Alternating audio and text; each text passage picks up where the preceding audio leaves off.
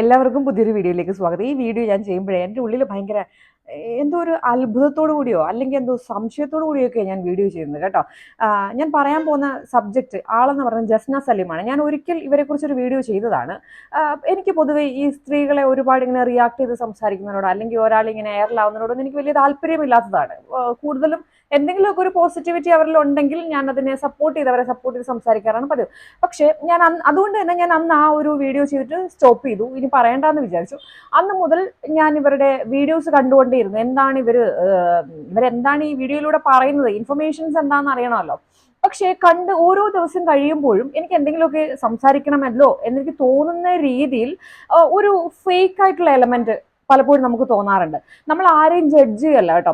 ജസ്ന സലീം എന്ന് പറഞ്ഞ വ്യക്തിയെ ജഡ്ജ് ചെയ്യല്ല, അവരുടെ കല അതിനെയൊന്നും നമ്മൾ ജഡ്ജ് ചെയ്ത് സംസാരിക്കുകയല്ല. അവരുടെ ചാനലിലൂടെ അവർ അപ്ലോഡ് ചെയ്യുന്ന അവരുടെ സ്വന്തം കാര്യങ്ങൾ നമുക്ക് കാണുമ്പോൾ എന്തൊക്കെയോ നേരത്തെ പറഞ്ഞതുപോലെ കുറച്ച് പെശകുണ്ടല്ലോ എന്ന് തോന്നും. അന്ന് രാവിലെ ഞാൻ ഇവരുടെ ഒരു വീഡിയോ കണ്ടു, ഷോർട്സ് ആണ്. അപ്പോൾ അതിൽ പുള്ളിക്കാരത്തി പറഞ്ഞിരിക്കുകയാണ്, പുള്ളിക്കാരത്തിക്ക് അവരുടെ മാതാപിതാക്കളെ ഹജ്ജിന് കൊണ്ടുപോകേണ്ട ആഗ്രഹമുണ്ട്. അപ്പോൾ ആ ആഗ്രഹം നിവർത്തിക്കാൻ, സഫലീകരിക്കാൻ വേണ്ടിയിട്ട് പുള്ളിക്കാരത്തിയുടെ പെയിന്റിങ് പുള്ളിക്കാരത്തി വരച്ചു വെച്ചിട്ടുണ്ട്, കൃഷ്ണന്റെ പടങ്ങൾ വരച്ചു വെച്ചിട്ടുണ്ട്. അപ്പോൾ അത് വാങ്ങിച്ച് സഹായിക്കുക, എൻ്റെ ഉമ്മയും വാപ്പയും എനിക്ക് ഹജ്ജിന് കൊണ്ടുപോകും. എനിക്കത് കേട്ടപ്പോൾ ഭയങ്കര, നമുക്ക് ഒരുമാതിരി ഇളിഭ്യത തോന്നുക എന്നൊക്കെ പറയത്തില്ലേ, അതുപോലെ എനിക്ക് തോന്നിപ്പോയി. അവരുടെ കഴിവാണ് കല. അപ്പോൾ അവർ വരയ്ക്കുന്ന ചിത്രങ്ങളിലൂടെയാണ് അവർ ഫേമസ് ആയത്.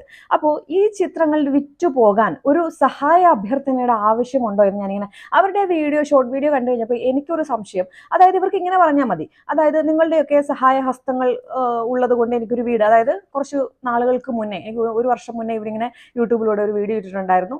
എൻ്റെ മാതാപിതാക്കൾക്ക് ഒരു വീട്, എനിക്ക് സ്വന്തമായ ഒരു ഭവനം വേണം, അതിന് വേണ്ടിയിട്ട് എൻ്റെ ചിത്രങ്ങൾ നിങ്ങൾ വാങ്ങണം എന്നുള്ളത്. അങ്ങനെ അവരെ ഇഷ്ടപ്പെട്ട, അവരുടെ ചിത്രങ്ങളെ ആരാധിക്കുന്ന ആളുകളാണെന്ന് തോന്നുന്നു, അതൊക്കെ വാങ്ങിച്ചു. അത് മുഖേന അവർക്ക് വീട് വെക്കാൻ കിട്ടി. ഇപ്പൊ രണ്ടാമത്തെ ആവശ്യം, വീട് വെച്ച് കഴിഞ്ഞപ്പോൾ പുള്ളിക്കാരത്തി ഈ ചിത്രങ്ങൾ, അതായത് ഇവരുടെ കല, എല്ലാവരും ഇങ്ങനെ ഇവരെ വാഴ്ത്തി പുകഴ്ത്തുന്നുണ്ട്. ചില ആളുകൾ ഇവരുടെ പടങ്ങൾ വാങ്ങിക്കാൻ ആളുകൾ ക്യൂ നിൽക്കുന്നു. പൊളിറ്റിക്കൽ ലീഡേഴ്സ് ഉൾപ്പെടെയുള്ള ആളുകൾ, സെലിബ്രിറ്റീസ് ഒക്കെ ഇവരുടെ ചിത്രങ്ങൾ വാങ്ങിക്കുന്നുണ്ട് എന്നാണ് പറയുന്നത്. അതായത് ആർക്കും കടന്നുകൂടാൻ പറ്റാത്ത ചില ഫങ്ഷൻസിന് പോലും ഈ ജസ്ന സലീം എന്ന് പറയുന്ന വ്യക്തി അവിടെ അതിഥിയായിട്ട് ചെല്ലുന്നുണ്ട് എന്നൊക്കെ നമ്മൾ കാണുന്നുണ്ട്. അപ്പം അങ്ങനെയുള്ളവർ ഒക്കെ ഇവരെ സഹായിച്ചു. ഒരു ഭവനം അവർക്ക് കിട്ടി. ഭവനം കിട്ടിക്കഴിഞ്ഞപ്പോൾ ഇപ്പോൾ അവരുടെ അടുത്ത ആവശ്യം മാതാപിതാക്കളെ ഹജ്ജിന് വേണം, അതിനുവേണ്ടി ഫോട്ടോ ദയവ് ചെയ്ത് എല്ലാവരും വാങ്ങിക്കണം എന്നുള്ളതാണ്. അത്രയ്ക്കും അധംപതിച്ചു പോയോ? ഏതെങ്കിലും ഒരു കലാകാരൻ തങ്ങളുടെ കലാസൃഷ്ടികൾ, ഇപ്പൊ ഈ ചിത്രങ്ങൾ വരയ്ക്കുന്ന ചിത്രങ്ങൾ ഇങ്ങനെ ബെഗ് ചെയ്തുകൊണ്ട്, അപേക്ഷിച്ചുകൊണ്ട് വിൽക്കപ്പെടുന്ന ഒരു സാഹചര്യമുണ്ടോ?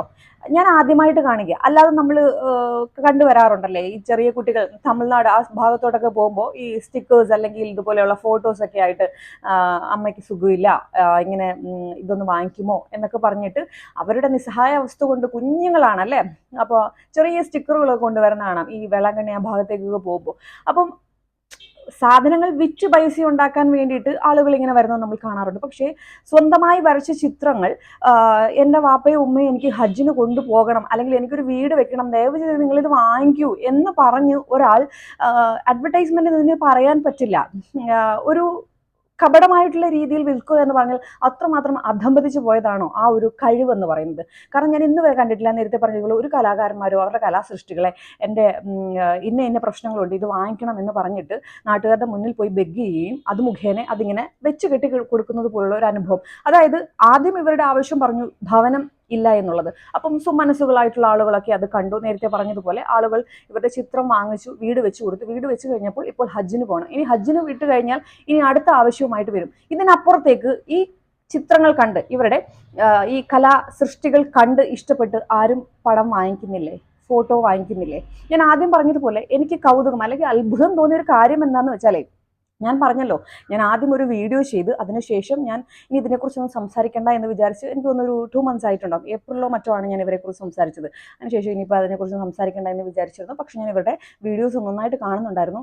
അപ്പം മുതൽ എനിക്കുണ്ടായ ഒരു അത്ഭുതവും ഒരു സംശയവും ഒക്കെ എന്ന് വെച്ചാൽ, പുള്ളിക്കാരുടെ ലൈഫ് സ്റ്റൈൽ കാര്യങ്ങൾ ഇവർ തന്നെ പറയുന്നുണ്ട്.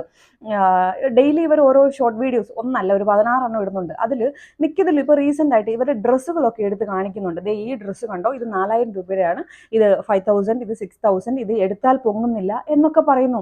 അപ്പം ഒരു വീട് വെക്കാൻ ആളുകളോട് ബെഗ് ചെയ്ത ഒരു കലാകാരി അവരുടെ ലൈഫ് സ്റ്റൈൽ കണ്ടാൽ നമുക്കൊരിക്കലും തോന്നത്തില്ലല്ലോ ഇവർക്ക് സാമ്പത്തിക ഭദ്രതയില്ലാത്ത കുടുംബത്തിലെയാണ് എന്ന്.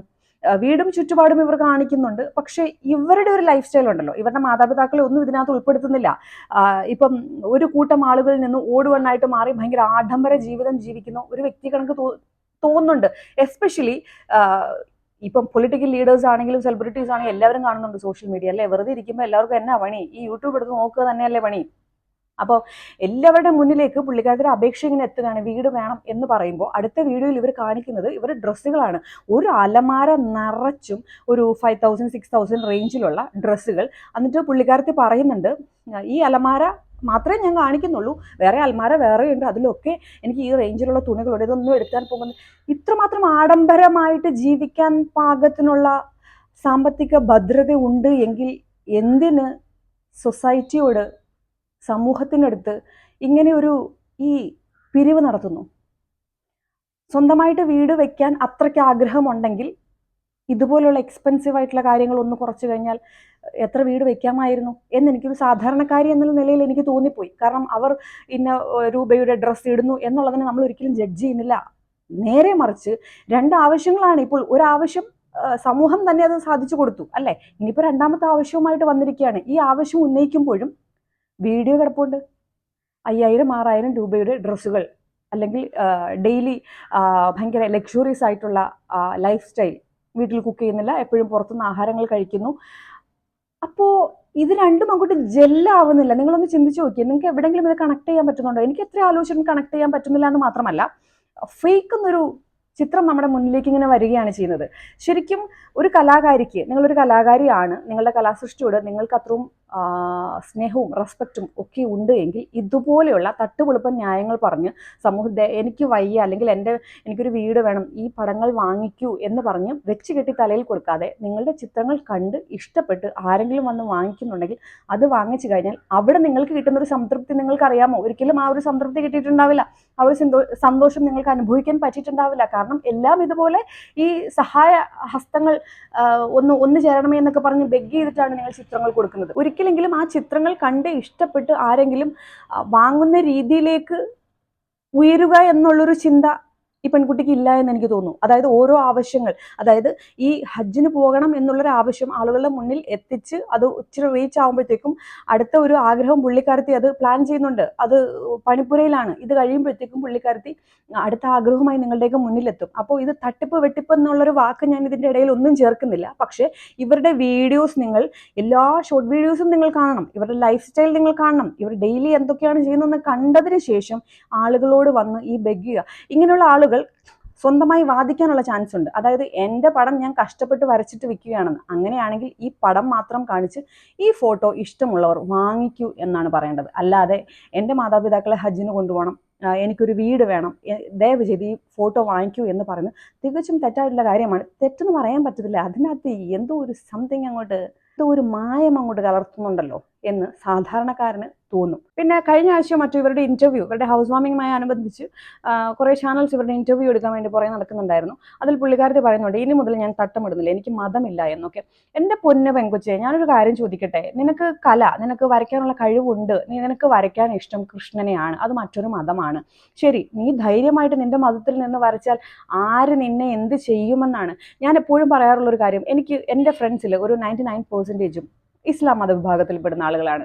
സീതാർപള്ളി, തലശ്ശേരി ആ ഭാഗത്തൊക്കെ ഉള്ളതാണ് എൻ്റെ ബെസ്റ്റ് ഫ്രണ്ട്സ് എന്ന് പറയുന്നത്. ഞാൻ ഒരിക്കൽ പോലും അതായത് ഇവരുടെ ഈ പടം വിറ്റുപോകാൻ, ഈ ഒരു ബിസിനസ് മുന്നോട്ട് പോകാൻ വേണ്ടിയിട്ട് ഇവർ ജീവിച്ച് വളർത്തപ്പെട്ട ആ ഒരു മതത്തെയും ഈ ഒരു ഹിന്ദു മതത്തെയും ഇടകലർത്തി ഇവർ മതസ്പർദ്ധ ഉണ്ടാക്കാൻ നോക്കിയിട്ട് അതിൻ്റെ ഇടയിലൂടെ ഈ ഒരു ബിസിനസ് കൊണ്ടുപോകുന്നതായിട്ട് എനിക്ക് പലപ്പോഴും തോന്നാറുണ്ട്. ഞാൻ നേരത്തെ പറഞ്ഞതുപോലെ ഒരുപാട് ഇസ്ലാം സുഹൃത്തുക്കളുണ്ട്, അവരൊന്നും ഇതുപോലെയുള്ള പടം വരയ്ക്കുന്ന ഒരു വ്യക്തിക്ക് ഡെഡ് ലൈൻസ് ആരെങ്കിലും വെക്കാറുണ്ടോ?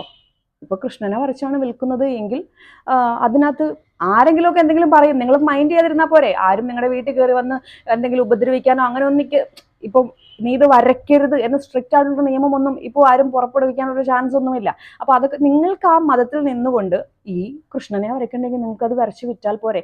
എന്തിനാണ് ഈ മതസ്പർദ്ധ ഉണ്ടാക്കുന്നത്? ഇടയ്ക്കിടയ്ക്ക്, അതായത് എനിക്ക് തോന്നുന്നു ഒരു 2-3 ദിവസം കൂടുമ്പോൾ പുള്ളിക്കാരത്തി വന്ന് പറഞ്ഞാൽ ഞാൻ തട്ട വിടുന്നില്ല, എനിക്ക് മതമില്ല, എൻ്റെ കൃഷ്ണനെയാണ് എനിക്കിഷ്ടം, കൃഷ്ണനെയാണ് ഇഷ്ടമെങ്കിൽ കൃഷ്ണനെ അത് വരച്ചു വിൽക്കുക, നിങ്ങളുടെ ജോലിയായിട്ട് കണ്ടാൽ പോരെ.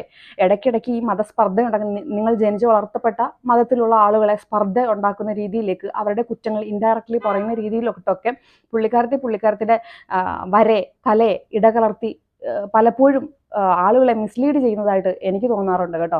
ആളുകൾ കബളിപ്പിക്കപ്പെടാതിരിക്കുക എന്നുള്ളൊരു കാര്യം മനസ്സിലാക്കണം. ഇവരുടെ ചിത്രം വാങ്ങണ്ട, വരയ്ക്കേണ്ട, ഇതൊന്നും നമുക്ക് പറയാനുള്ള റൈറ്റ് ഇല്ല. പക്ഷേ ഇവരുടെ ലൈഫ് സ്റ്റൈൽ നിങ്ങൾ നോക്കണം.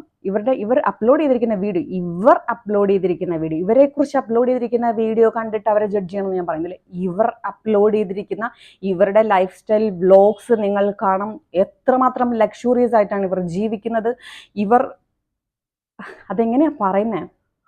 ചിലരുടെ കള്ളങ്ങളുണ്ടല്ലോ, നമുക്ക് അങ്ങോട്ട് കംപ്ലീറ്റ്ലി പറഞ്ഞ് മനസ്സിലാക്കി തരാൻ പറ്റില്ല. നിങ്ങൾ അവരുടെ ചാനൽ പോയി കാണുക, ഷോർട്ട് വീഡിയോസ് കാണുക, ഇവരുടെ ലൈഫ് സ്റ്റൈൽ എങ്ങനെയാണ്. ഇങ്ങനെ ജീവിക്കുന്ന ഒരു വ്യക്തി എന്തിന് മാതാപിതാക്കളെ ഹജ്ജിന് കൊണ്ടുപോകാൻ വേണ്ടിയിട്ട് ദയവ് ചെയ്ത് നിങ്ങൾ ഈ പടങ്ങൾ വാങ്ങിക്കുക എന്ന് ബെഗ് ചെയ്യേണ്ട ആവശ്യം എന്താണ്? ധൈര്യപൂർവ്വം നിങ്ങൾ വരച്ച ചിത്രങ്ങൾ കാണിച്ച് ഈ ചിത്രം ഇഷ്ടമുള്ളവർ വാങ്ങിക്കുക, ഇത് ബുക്കിംഗ് അവൈലബിൾ ആണിപ്പോൾ, നിങ്ങൾക്ക് വാട്സപ്പിലൂടെ ഇത് വാങ്ങിക്കാം എന്ന് പറഞ്ഞാൽ പോരെ. ഇത് ചുമ്മാതെ എന്തിനാ അങ്ങനെയൊക്കെ പറയണ്ടേ? കാര്യം എന്താ? അപ്പോൾ എല്ലാവരും അറിഞ്ഞും കണ്ടും നിൽക്കുക. ചില കാര്യങ്ങളിൽ നിങ്ങൾക്ക് സത്യം മനസ്സിലാകണമെങ്കിൽ അവർ അപ്ലോഡ് ചെയ്തിരിക്കുന്ന വീഡിയോസ് ഒന്ന് പോയി കണ്ടാൽ മതിയാവും. വീഡിയോ ഇഷ്ടമായിട്ടുണ്ടെങ്കിൽ ലൈക്ക് ചെയ്യുക, ഷെയർ ചെയ്യുക, കമൻറ്റ് ചെയ്യുക, സബ്സ്ക്രൈബ് ചെയ്യുക. Thank you so much.